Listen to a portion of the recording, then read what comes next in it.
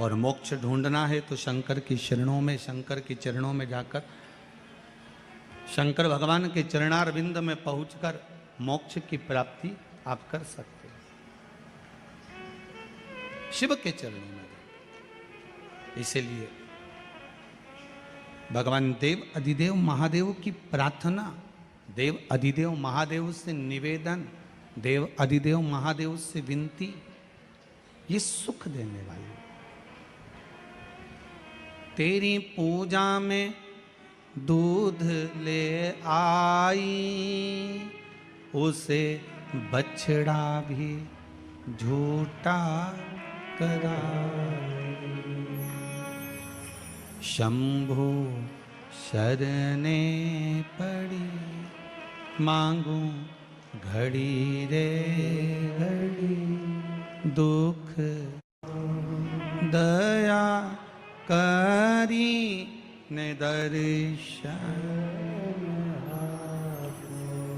भगवान से प्रार्थना कर सकते, उस शंभू से निवेदन कर सकते, फिर क्यों ना दे बाबा।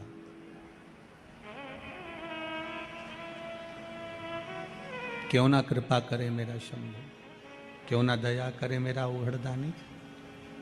शिव कृपा, जितने पढ़े हैं यहां रखे हैं, जो नहीं पढ़े हैं यहां रखे हैं, दोनों पत्र यहीं मिलेंगे, बाद में उठाकर आप पढ़ लेंगे, ठीक है। देवाधिदेव महादेव, आप जितना भाव रखकर, विश्वास रखकर, श्रद्धा रखकर भगवान की भक्ति करोगे, ये विश्वास मानिए कि आपको डोलना नहीं पड़ेगा, कहीं जाकर बोलना नहीं पड़ेगा। आप उसके चरणों में जाकर बस निवेदन करो, एक बार उसके पास जाकर उससे बोलो। तेरी सेवा में फूल ले आई, उसे भंवरा भी झूठा कराई। शंभु शरणे पड़ी, मांगू घड़ी रे घड़ी, दुख काटो दया करी ने दर्शन आपो। हे बाबा, हम आपसे बार बार बस यही प्रार्थना करते हैं कि जीवन में दुख है, तकलीफ है, कष्ट है, उसको काट दिया जाए। और वो कटेगा कैसे? तो भगवान की केवल भक्ति से। कैसे कटेगा? भगवान की भक्ति से।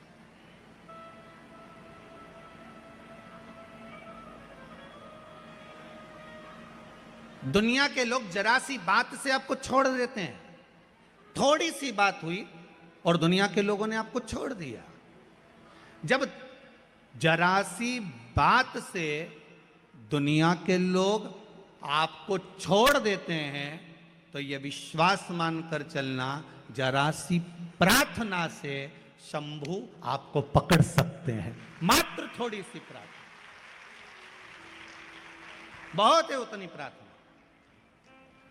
हमें ढोंग नहीं करना, हमें ढकोसला नहीं करना, हमें दिखावा नहीं करना कि मैं बहुत बड़ा भक्त हूं या मैं बहुत बड़ी भक्तन हूं, हमें नहीं करना। आग लगे बस्ती में अपन रहो मस्ती में अपन, तो एक लोटा पानी उठाया, शिव जी को चढ़ाया। हाँ, अगर घर से पानी लेकर जा रहे हो तो उससे बढ़कर कोई सुख नहीं है। मंदिर का अगर पानी ले रहे हो, एक लोटा पानी अगर मंदिर का लिया है तो पहले 1 रुपया आपको उस गुल्लक में, उस दान पेटी में डालना है कि इस दान पेटी में इसलिए क्योंकि लोटे का किराया, पानी का किराया, ये सब देना पड़ेगा, तब जाकर उस पानी की महत्वता होगी, नहीं तो पानी की कोई महत्वता नहीं है। अपने पास का चढ़ाओ, अपने जल को आप आनंद में लेकर जाओ। भक्ति शिव कथा है। शिव कथा साधारण नहीं होती। शंकर की कथा में शंकर ही कहीं ना कहीं अमृत बरसा ही देता है। ये उसी की कृपा होती है, उसकी कृपा बिना कुछ नहीं है। जहां शिव है वहां गंगा है, जहां गंगा है वहां शिव है। शिव उपासना, भगवान की अविरल भक्ति। महाराज शिव महापुराण की कथा कर रही है। मां अहिल्याबाई का चरित्र कह रहा है। इस मालवा की महारानी का चरित्र कह रहा है और उससे हमें सीखना है कि हमें कभी हारना नहीं।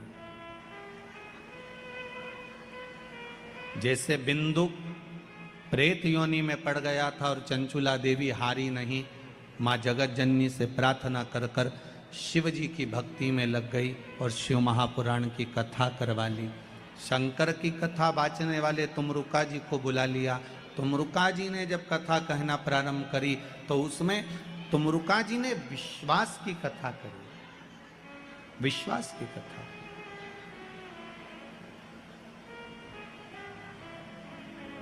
भरोसे की कथा, विश्वास की।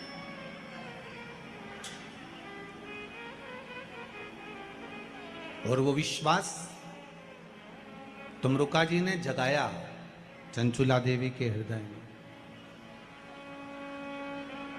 वो विश्वास जागृत करा।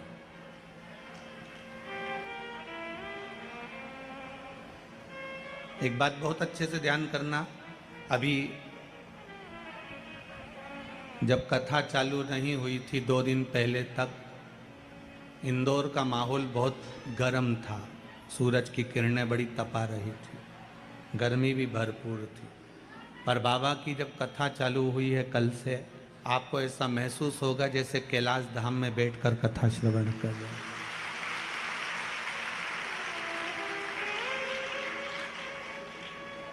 क्योंकि बाबा की कथा है कैलाश पर ही हो रही है और कैलाशी, और यहाँ तो यहाँ वर्णन किया गया है संरक्षक के रूप में भी कैलाश विजयवर्गीय है, इसलिए कैलाश तो बनना ही था। तो बाबा की कृपा, अभी तो कुछ हुआ नहीं, अब थोड़ी देर बाद हो सकता है बाबा कृपा कर दे, 2-4 बूंद गंगा जी की भी टपका दे, तो कोई भरोसा नहीं हो। आ गई क्या बस तो फिर तो वो तो बाबा के हाथ में है, बाबा करने वाला और बाबा कराने वाला, उसके सिवा कुछ नहीं। ओगरदानी, त्रिकालदर्शी, कैलाशी, अविनाशी शिव चरित्र कह रहा है। चंचुला देवी ने तुमरुका जी से जो कथा सुनी है वो एक विश्वास की कथा। शिव कथा किसी दूसरी चीज को प्रकट करे ना करे, पर शिव कथा भगवान के चरणों में विश्वास प्रकट करती है।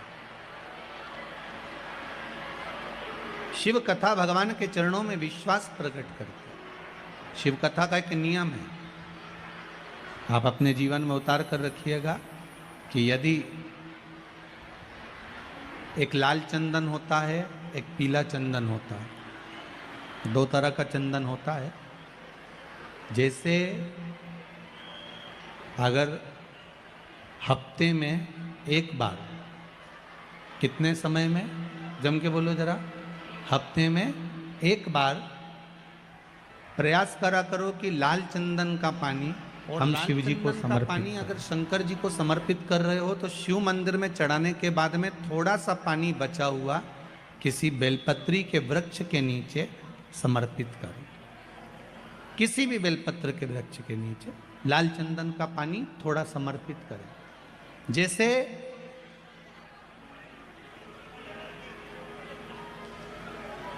अगर बच्चों का विवाह नहीं होता है, शादी नहीं होती है, तो अपन लोग क्या करते हैं कि भाई एक बेलपत्री का जो पत्ता होता है, उस पत्ते के बीच वाली जो पत्ती होती है, उस पत्ती पर अपन केसर को घिसकर, केसर को घोलकर उस पत्ती पर अपन केसर का तिलक लगा देते हैं। और केसर का तिलक लगाकर जिसका विवाह नहीं होता, उसकी ये बीच वाली उंगली पर, ये बीच वाली पत्ती को अंगूठे से टच कर कर उसको रख देते। उसका नाम और गोत्र बोलकर उस पत्ती को शंकर भगवान पर किसी भी प्रदोष के दिन शिव जी को समर्पित कर देते हैं। बस इतना याद रखें कि इस पत्ती का जो मुख है वो जलाधारी की ओर होना चाहिए। जब हम चढ़ाएं उस समय पर केसर का तिलक लगाकर अंगूठे से उसको टच कर कर नाम गोत्र बोलकर, जिसका विवाह नहीं हो रहा है, शादी नहीं हो रही है, शिव जी को उसे चढ़ा दो किसी भी प्रदोष के। और किसी भी शिव मंदिर में आप उसको समर्पित कर सकते। किसी भी प्रदोष को किसी भी शिव मंदिर में आप समर्पित कर दीजिए, बाबा से निवेदन करिएगा, बाबा स्वीकार करेगा और विश्वास है कि 3 महीने में बाबा भगवान देवाधिदेव महादेव की कथा कह रही है, शंकर का चरित्र कह रहा है, मेरे शिव का अनुमोदन कर रहा है कि शिव महापुराण विश्वास को जागृत करती है।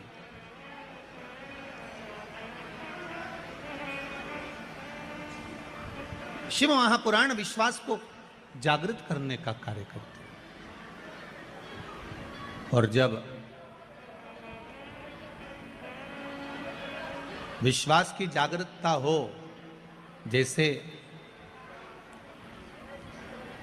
देवऋषि नारद जी ने तप किया, साधना करी, देवऋषि नारद ने खूब तप साधना करी, और जब देवऋषि नारद जी ने तप साधना करना प्रारंभ करा, तप साधना के बल पर देवऋषि नारद ने काम को जीत लिया, कामदेव पर विजय प्राप्त कर ली, काम को जीत लिया। पर थोड़ा सा देवऋषि नारद ने जब कामदेव को जीता तो थोड़ा सा अभिमान देवऋषि नारद के भीतर प्रकट हो गया, थोड़ी सी अभिमतता देवऋषि नारद के भीतर आ गई।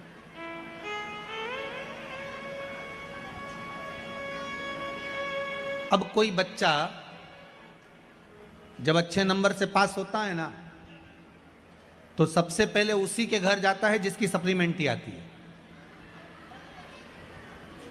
या उसके घर जाएगा जो फेल हो गया। देवऋषि नारद सबसे पहले अगर कामदेव पर विजय प्राप्त करे तो भगवान शंकर के पास गए। में शंकर भगवान के नेत्र खुल गए थे, कामदेव जलकर भस्म हो गया था, पर शंकर भगवान की समाधि टूट गई थी। भगवान ओघड़दानी की समाधि टूटी है, भगवान शिव की समाधि टूट गई। अब देवऋषि नारद ने जाते से सबसे पहले शंकर भगवान के पास में जाकर भगवान से कहा, भोलेनाथ जी ने कहा, ओ नारद जी कैसे आना हुआ? नारद जी बोले, आपको मालूम नहीं, मैंने कामदेव पर विजय प्राप्त कर ली। आप जानते नहीं?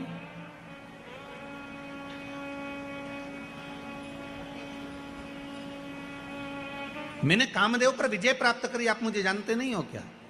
भगवान शंकर ने मन में सोचा कि मेरे को तो मालूम था कि आपने काम पर विजय प्राप्त कर ली, पर शंकर भगवान के सामने देवऋषि नारद ने एक शब्द कह दिया, जिस कामदेव को आप नहीं जीत पाए उस कामदेव को मैंने जीता है। अब शंकर भगवान से कोई पूछे कि तुमने कामदेव को क्यों नहीं जीता, तो शंकर भगवान बोले, भैया ये रिश्तेदारी की बात है, रिश्तेदारी में हारना ही सबसे अच्छा काम होता है। बोलो सही है कि गलत है? अब जब दूल्हा दुल्हन का, बन्ना बन्नी का जब कंकन डोरा छोड़ा जाता है और उनको ऐसे कुछ पटक के पानी में, दूध की थाली में उनसे कहा जाता है इसमें ये सामान पड़ा है ना, उठा। अब बेचारा छोरा जो होता है, लड़का जो होता है, वो तो बेचारा शर्मा शर्मी में रह जाए कि बेचारी अब इसी को उठा लेने दो, दादा तू उठा ले, उठा ले। अब वो तो रह जाए, अब ये नहीं उठाए, तो इसमें ये कैसे कह सकते हो कि छोरा ये जो है बेचारा सीधा साधा पड़ गया? छोरा सीधा साधा नहीं है, वो तो परिवार को लेकर चलना है, कुटुंब को लेकर चलना है, समाज को लेकर चलना है, इसलिए थोड़ा नम्र बनना जरूरी है। इसलिए उसको मालूम है कि अब मेरे को नम्रता रखना। शंकर भगवान से कोई पूछे कि तुमने कामदेव को क्यों नहीं जीता, भगवान विष्णु तक ने पूछ लिया था भगवान शंकर से, जब तुमने सबको जीत लिया तो कामदेव को क्यों नहीं जीता? तो शंकर भगवान ने कहा, भगवान नारायण आप तो जानते हो मैं सती का पति हूं, ये रति का पति है। सती और रति एक ही पिता की 2 पुत्रियां हैं, सग्गी बहन है, ये मेरा साड़ू भाई है। अगर ये मेरे यहाँ आया था, मैं उठकर नहीं खड़ा होता तो घर जाता, तो हमारी धर्मपत्नी क्या कहती कि तुम मेरे बहन का पति आया और उसका सम्मान नहीं करा। तो रिश्तेदारों के आगे कभी अहंकार की बात नहीं करना, संबंधों की बात नहीं करना, रिश्तेदारों के आगे तो ये से बनकर चलना कि साधर। जैसे कहते ना, 4 लोगों को समझाना सबसे कठिन काम। पहला अपने पड़ोसी को, दूसरा, तीसरा अपने पति को, उसकी मर्जी पड़ेगी वही करेगा। चौथा अपने पुत्र को। आप दुनिया भर में सबको ज्ञान दे दो, कितना ही समझा दो, पर अच्छे से अच्छा व्यक्ति भी इनको नहीं समझा सकता। वो बेचारा बाहर कितना भी सत्ता दिखाए न, घर जाए ना तो तुरंत कह रहे मेरे से फालतू बात करना मत, समझा दे रही हूं मैं, तुरंत वो ठीक है, इनके कितना ही समझा। शंकर भगवान तक नहीं समझा पाए थे सती मैया को। अगस्त ऋषि की यहाँ कथा सुनकर आए, कुंभज बाबा की यहाँ कथा सुनकर आए, और कुंभज ऋषि की यहाँ जब कथा सुनने के लिए गए, कुंभज बाबा के चरणों को भगवान शंकर ने जाकर प्रणाम करा। सती मैया से कहा नमन करो। सती जी पूछती हैं मैं और अगस्त ऋषि को प्रणाम करूं? मैं आपकी अर्धांगिनी, मैं देवादिदेव महादेव की पत्नी हूं, मैं कैसे नमन कर सकती हूं? शंकर भगवान कर रहे हैं, ये अगस्त ऋषि हैं, कुंभज ऋषि हैं, संत हैं, ब्राह्मण हैं, गुरुजन हैं, इनको प्रणाम करो। सती मैया ने प्रणाम नहीं करा, सती को हमको प्रणाम कर रहा है तो हम काय को प्रणाम करें? कथा बाचने वाले कुंभज ऋषि ने शंकर और सती को प्रणाम किया था, नमन किया था, क्योंकि अगस्त ऋषि को मालूम है बाचने वाले से बड़ा होता है, जम के बोलो, सुनने वाला। सुनने वाला इसलिए बड़ा होता है क्योंकि सुनने वाला जमीन पर बैठता है। जमीन पर बैठता है तो जो जमीन पर बैठे और जिसके पास जमीन ज्यादा हो उसको लोग जमींदार कहते हैं। तो तुम सब तो हो जमींदार। कथा बाचने वाला चार पाई की चौकी पर बैठता है, इसलिए बेचारा चौकीदार। तो जमींदार बड़ा होता है कि चौकीदार बड़ा होता है? जम के बोलो, जमींदार बड़ा होता है, क्योंकि उसकी मर्जी पड़ी तो पड़ी, बैठा तो बैठा, नहीं तो उठ के वो जाए, वो तो जा रहा है। और जमींदार की मर्जी, कहीं कहीं का पांव भी लंबा कर ले, और कहीं कहीं का जमींदार तो इतना होशियार रहता है जेब में से निकाल के मल भी ले, उसकी मर्जी। और जैसे ही बीच में भजाना है तो फटकी भी दे रहे, और जैसे ही महाराज जी बोले हार हार, वो तो जमींदार है, उसकी मर्जी। पर बेचारा चौकीदार तो जो बैठा पाँव माँव जोड़ के, हाथ पैर जोड़ के, कि 3 घंटा एक जगह बैठना है, कथा बाचना है, बच। तो जमींदार बड़ा कि चौकीदार? जमींदार बड़ा। राष्ट्र के 2 चौकीदार हैं, एक भारत की बॉर्डर पर बैठे हैं जिनके हाथ में हथगोले बंदूकें हैं, जो भारत की भूमि की रक्षा कर रहे हैं। और भारत के 2 चौकीदार हैं, एक भारत की बॉर्डर पर बैठे हथगोले बंदूक लेकर, और दूसरे हैं भारत के संत महात्मा कथाकार जो हाथ में रामायण गीता और भागवत लेकर, शिव महापुराण लेकर बैठे हैं। वो भूमि की रक्षा कर रहे हैं, ये सभ्यता और संस्कृति की रक्षा कर रहे हैं। ये भी चौकीदार।